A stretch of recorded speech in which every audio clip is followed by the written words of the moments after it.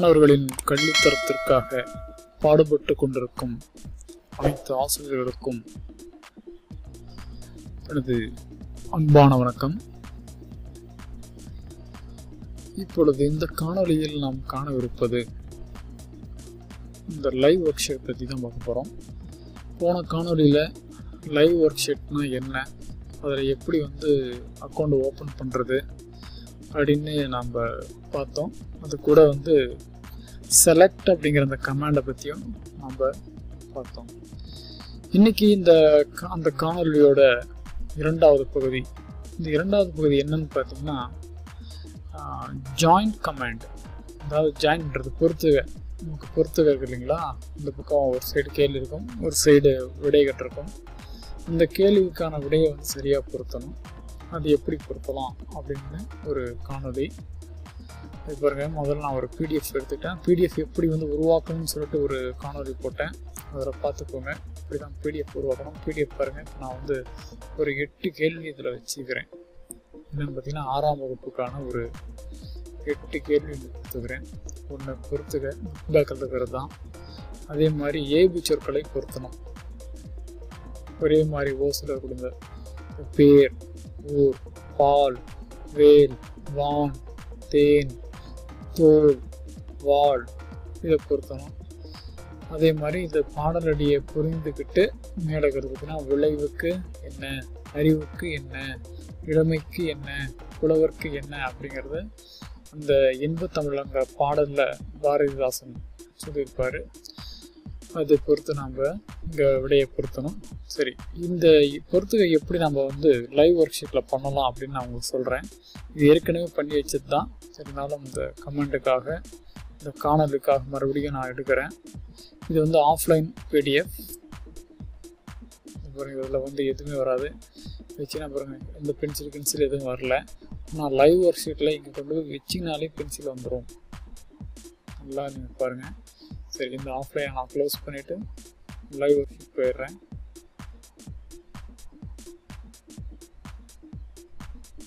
Live work sheet நான் ஏற்கனவே பண்ணி வச்சு தான் உங்களுக்கு ஓப்பன் பண்ணி காட்ட பாருங்கள். பொறுத்துக்க அதே கொஸ்டின்ஸ் பாருங்கள்.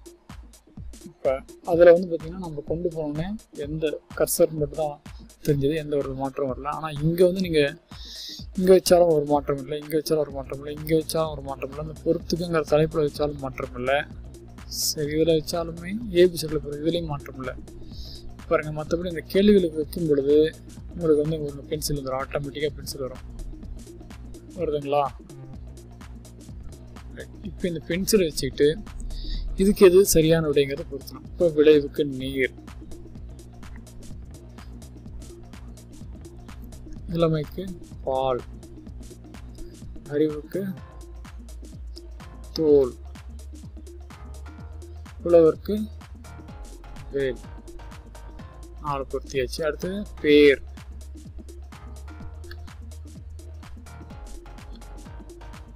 ஊர், பால், வேல், வான், தேன், தோல், வாள்.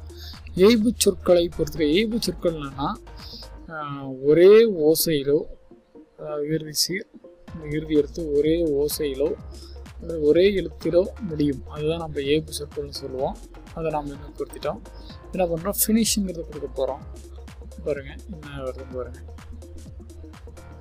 Check my answer R email my answer to my teacher. நான் செக் மை ஆன்சரை கொடுத்துட்றேன். இதை பார்த்து நம்ம ஸ்க்ரீன்ஷாட் எடுத்து அனுப்பிக்கலாம். 10 out of 10. 8 கேள்வி கொடுத்தா நான் 8க்கு என்ன பண்ணுறது, 10 out of 10 தான் வந்துருக்குது. சரி, இதை எப்படி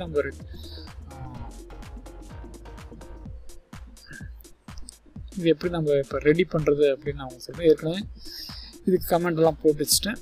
சும்மா ஜஸ்ட்டு உங்களுக்கு எடிட் பண்ணி காட்டுறேன். என்ன கமெண்ட் அப்படின்னு பார்த்தீங்கன்னா ஜாயின் கமெண்ட் எடிட் பண்ணி காட்டுறேன் பாருங்கள்.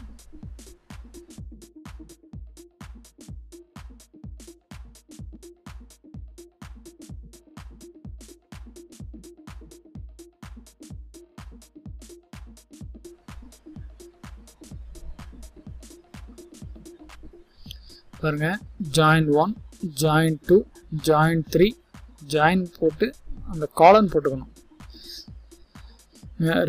மேலே ஒரு புள்ளி கீழே ஒரு புள்ளி வரும், அது காலம்னு சொல்லுவோம். அந்த புள்ளியை, அந்த காலம் புள்ளியை வச்சுக்கணும். நீங்கள் செமிகாலன் போட்டிங்கன்னா கமாண்ட் எடுக்காது, அதுக்காக தான் சொல்கிறேன். ஜாயின் 4 4க்கும் கொடுத்தாச்சு. இந்த பக்கம் இருக்கிறது எல்லாமே கேள்விகள், இப்போ இந்த பக்கம் இருக்கிறது எல்லாமே விடைகள். இப்போ ஜாயின் 4 பொருத்தணும், அவ்வளோதான். இப்போ பாருங்கள், புலவருக்கு வேல் ஜாயின் 4 இங்கே இருக்குது, ஜாயின் 4 இங்கே வச்சிடறேன். விளைவுக்கு நீர் ஜாயின் இங்கே அது வந்து 1வது இருக்குது, அதே மாதிரி இந்த பக்கம் 1வது வச்சிடறேன். அறிவுக்கு தோல் அது இங்கே 2க்கு 2 வச்சிடறேன். 3க்கு வந்து இளமைக்கு பால், அது 3க்கு 3ல் வச்சிடறேன். சரி வச்சுங்களா? அதே மாதிரி நீங்கள் என்ன பண்ணுவாங்க, இப்போ ஏ வச்சுட்டு பாருங்கள், இதுலேயும் 4, அதே மாதிரி என்ன பண்ணுவோம் 4 1 2 ஜாயின் 1 ஜாயின் 2 ஜாயின் 3 ஜாயின் 4 அப்படின்னு 4 கமாண்டை கொடுத்துருவோம். அதே மாதிரி இதுக்கு எங்கே அந்த ஓ சேர முடியுதோ அந்த வந்து அதுக்கு உண்டான என்ன அந்த ஜாயின் போட்டு நம்ம எழுதிக்கலாம். பேர் ஊர் பாருங்கள் 1 1. அடுத்தது பாருங்கள், பால் வேல் 2, வான் தேன் 3, தோல் வால் 4. இந்த மாதிரி கொடுத்துட்டு ஆஸ் யூஷுவல் நீங்கள் வந்து ப்ரிவியூ பார்த்துடலாம்.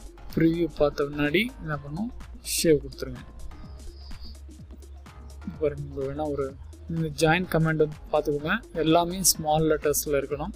ரெண்டாவது அதுக்கு வந்து காலம் புள்ளி வச்சு அந்த நம்பரை போடணும். சும்மா சிம்பிளானது தான். இதுக்கு இதை வந்து ஜாயின் பண்ணுங்க அப்படிங்கிறது தான். இதை வந்து ப்ரிவியூ பார்த்துட்றோம்.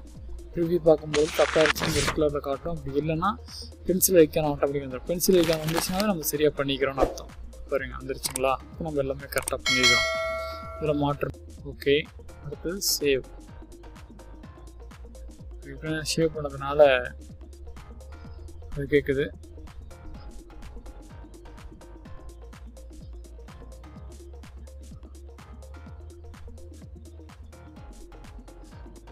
ஏற்கனவே இருந்த ஒரு ஷீட்டுங்கிறதுனால ப்ராப்ளம் வருது எனக்கு.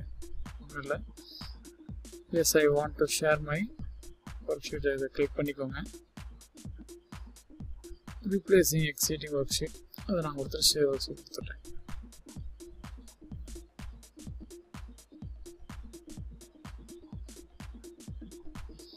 ஓகே, இது பண்ணிட்டு இருக்கோங்க. இது பண்ணி முடிச்சிட்டிங்கன்னா வேலை முடிஞ்சது.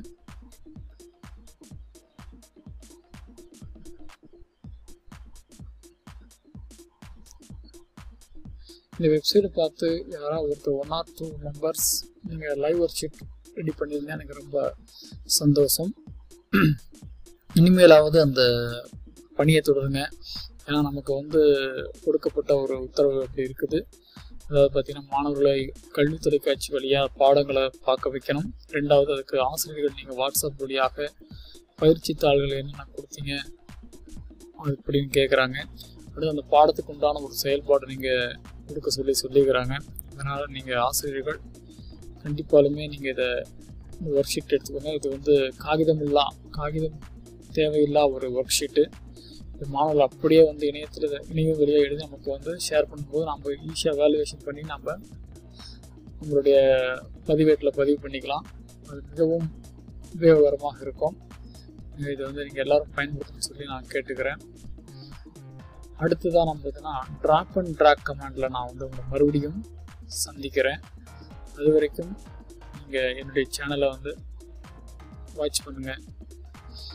தமிழ் விதை அப்படிங்கிற இந்த சேனலை வந்து சப்ஸ்கிரைப் பண்ணுங்கள், ஷேர் பண்ணுங்கள், கமெண்ட் பண்ணுங்கள்.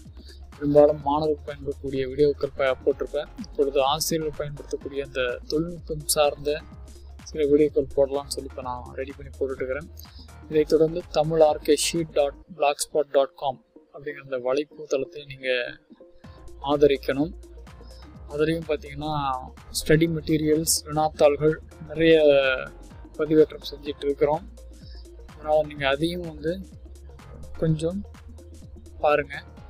மாணவருக்கு தேவையான அனைத்து தகவல்களும் முழுமையாக கொடுக்கறதுக்கு நாங்கள் முயற்சி பண்ணிட்டு இருக்கிறோம் என்பதில் சந்தேகம் இருக்காது எனக்கு. இங்கே நீங்கள் இந்த தமிழ் விதை சேனலுக்கும் தமிழ்நாடு பிளாக்ஸ்பாட் என்ற வலைதளத்திற்கும் நீங்கள் பெருமளவு ஆதரவு நல்குமாறு பணிவோடு கேட்டுக்கொள்கிறேன். நன்றி, வணக்கம். ராமகிருஷ்ணன்.